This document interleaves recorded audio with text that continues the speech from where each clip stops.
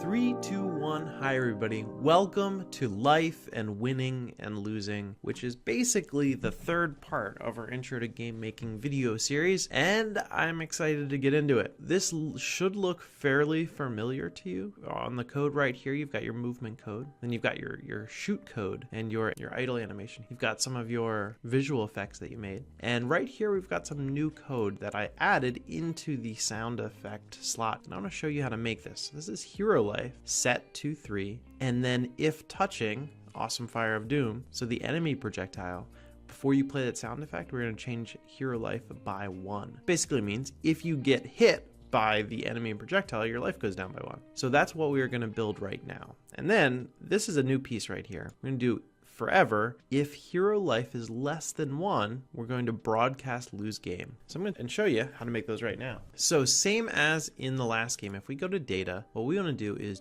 make a variable. For this assignment, you're going to have to make 2 variables at least, and you could call them HP1 and HP2.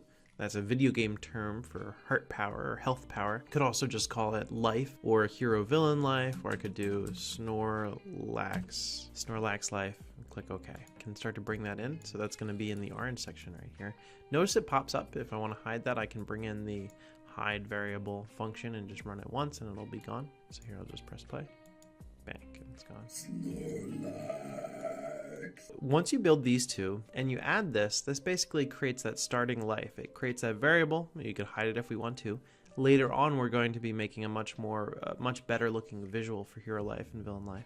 But that's to start. We've got the broadcast lose game, and just a reminder to create that, you would just bring in broadcast and you can do new message. So I just did a win game and lose game broadcast in addition to shoot and shoot 2. So we should have 4 broadcasts in the game after this assignment. Next up is when we go to the villain, we want to pretty much do the exact same thing. I set my villain life to 10, but you can mess around and decide what you want your hero and villain life set as. And same thing, so if touching the Z's rocket, so the hero projectile, then we want that life to go down by 1, and that's probably right before that sound effect plays, or that random color effect happens. And again, just like before, we've got forever. If villain life is less than 1, we're going to broadcast the win game. So if your villain has no life, you win. If you have no life, you lose. And for the final part, this is where we're going to do a little bit more, as we can do a create new sprite. So I'm going to do paint new sprite. And instead of doing anything else, I'm not going to draw anything. I'm just going to do end game sprite. And we'll build our code. I've done it over here already, so I'll click over here and you'll see what we get. So once you add this empty sprite, this end game sprite, we're going to add a little bit of code to start. When click, we want to hide it. And then we want to go to our events and we want to bring in 2 events here.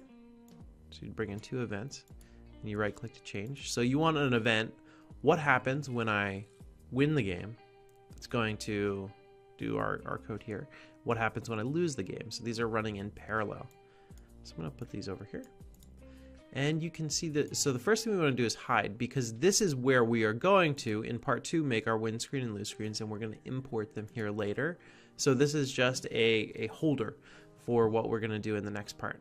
But what do we want when it wins the game? We want to switch the costume to the win end screen, or whatever you end up naming yours.